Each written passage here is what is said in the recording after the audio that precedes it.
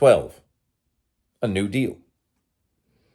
I went out to hunt for McSwain. Neither city directory nor telephone book told me anything. I did the pool rooms, cigar stores, speakeasies, looking around first, then asking cautious questions. That got me nothing.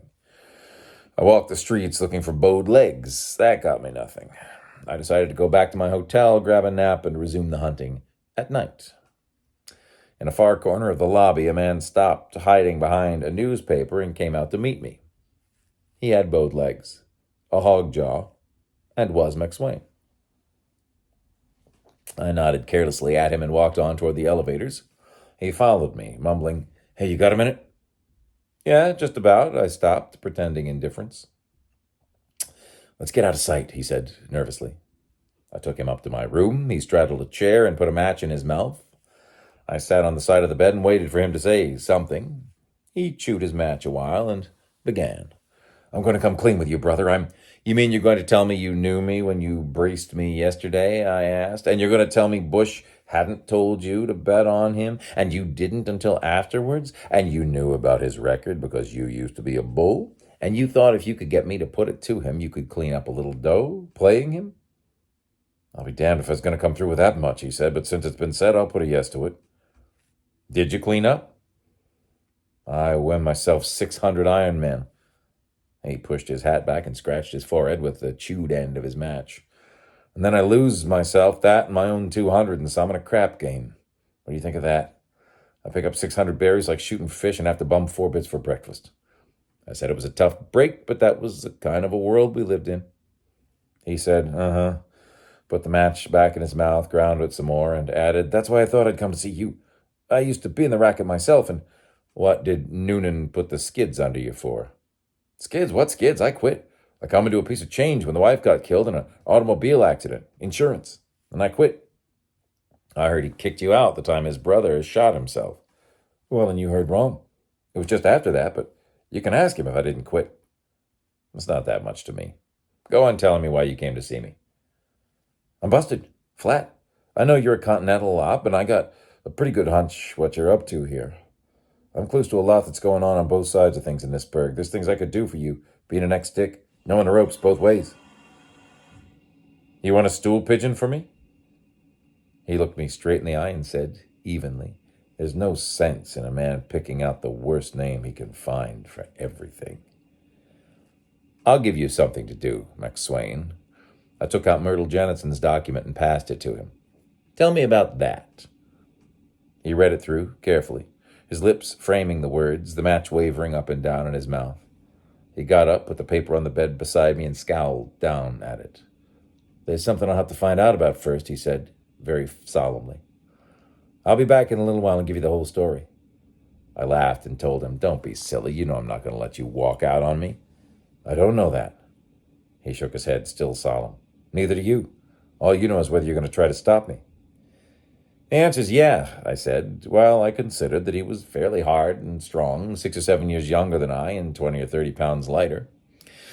He stood at the foot of the bed and looked at me with solemn eyes. I sat on the side of the bed and looked at him with whatever kind of eyes I had at the time. We did this for nearly 3 minutes. I used part of the time measuring the distance between us, figuring out how, by throwing my body back on the bed and turning on my hip, I could get my heels in his face if he jumped me. He was too close to pull a gun. I had just finished this mental map-making when he spoke. "That lousy ring wasn't worth no $2,000. I did swell to get 2 centuries for it." He shook his head again and said, "First, I want to know what you're meaning to do about it." "Cop whisper." "I don't mean that. I mean with me.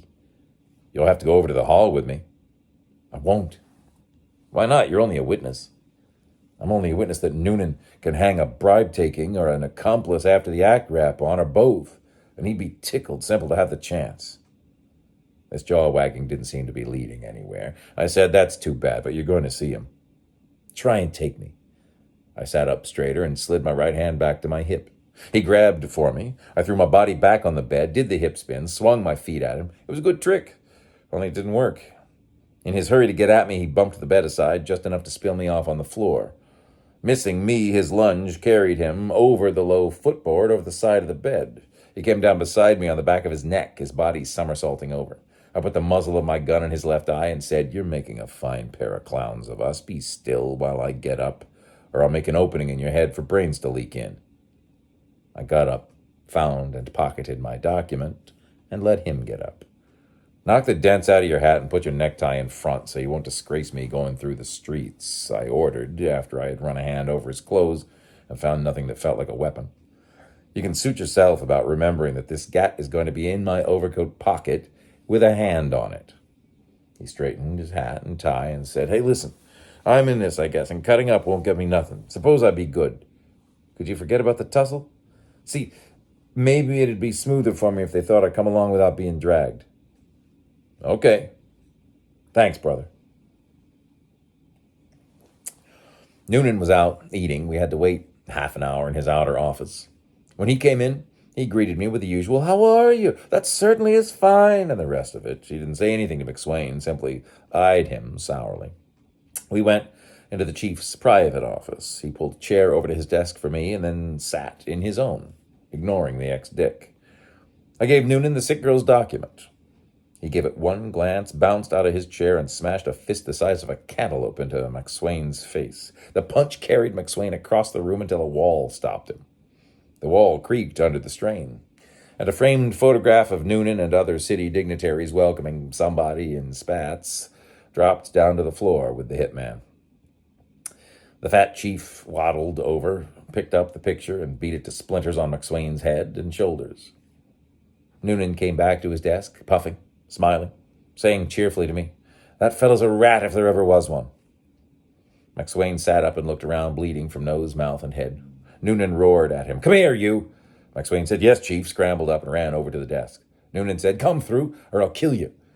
McSwain said, "Yes, chief. It was like she said, only that rock wasn't worth no grand, but she'd give it to me and the 200 to keep my mouth shut, because I got there just when she asked him who did it, Tim, and he says, 'Max.' He says it kind of loud and sharp, like he wanted to get it out before he died, because he died right then, almost before he got it out. That's the way it was, chief, but the rock wasn't worth no—" "Damn the rock," Noonan barked, "and stop bleeding on my rug." McSwain hunted in his pocket for a dirty handkerchief, mopped his nose and mouth with it, and jabbered on. "That's the way it was, chief. Everything else was like I said at the time, only I didn't say anything about hearing him say Max done it. I knew I hadn't ought to—" "Shut up," Noonan said, and pressed one of the buttons on his desk. A uniformed copper came in. The chief jerked a thumb at McSwain and said, "Take this baby down cellar and let the wrecking crew work on him before you lock him up." McSwain started a desperate plea. "Oh, chief!" But the copper took him away before he could get any farther. Noonan stuck a cigar at me, tapped the document with another, and asked, "Where's his broad?" "In the city hospital, dying. You have the cue to get a stiff out of her?" "That one's not so good, legally. I framed it for effect. Another thing I hear, that Peak Murray and Whisper aren't playmates anymore. Wasn't Murray one of his alibis?" The chief said he was, picked up one of his phones, said, "McGraw," and then, "Get hold of Peak Murray and ask him to drop in. And have Tony Augusti picked up for that knife throwing." He put the phone down, stood up, made a lot of cigar smoke, and said through it, "I haven't always been on the up and up with you." I thought that was putting it mildly, but I didn't say anything. While he went on, "You know your way around. You know what these jobs are. There's this one and that one. It's got to be listened to. Just because a man's chief of police doesn't mean he's chief. Maybe you're a lot of trouble to somebody that can be a lot of trouble to me. Don't make any difference if I think you're the right guy. I got to play with them that play with me. See what I mean?" I wagged my head to show that I did. "That's the way it was," he said. "But no more. This is something else. A new deal. When the old woman kicked off, Tim was just a lad. She said to me, 'Take care of him, John.' And I promised I would. And then Whisper murders him on account of that tramp." He reached down and took my hand. "See what I'm getting at? That's a year and a half ago, and you give me my first chance to hang it on him. I'm telling you, there's no man in Personville that's got a voice big enough to talk you down, not after today." That pleased me, and I said so. We purred at each other until a lanky man with an extremely upturned nose in the middle of a round and freckled face was ushered in. It was Peak Murray. "We were just wondering about the time when Tim died," the chief said, when Murray had been given a chair and a cigar. "Where Whisper was. You were out the lake that night, weren't you?" "Yeah," Murray said, and the end of his nose got sharper. "With Whisper?" "Well, I wasn't with him all the time." "Were you with him at the time of the shooting?" "No." The chief's greenish eyes got smaller and brighter.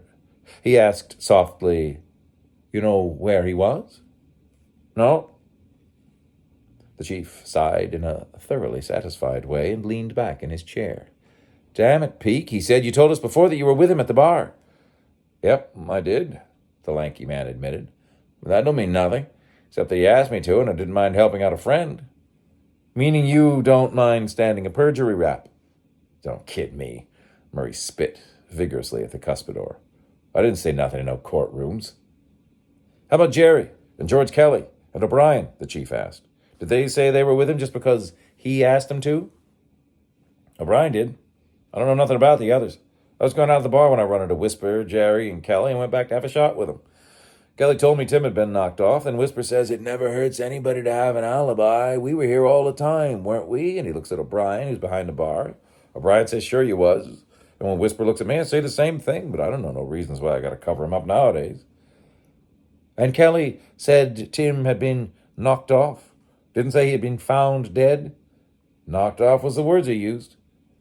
The chief said, "Thanks, Peake. You oughtn't to have done like you did, but what's done is done. How are the kids?" Murray said they were doing fine, only the baby wasn't as fat as he'd like to have him. Noonan phoned the prosecuting attorney's office and had Dart and a stenographer take Peake's story before he left. Noonan, Dart, and the stenographer set out for the city hospital to get a complete statement from Myrtle Jennison. I didn't go along. I decided I needed sleep. Told the chief I would see him later, and returned to the hotel.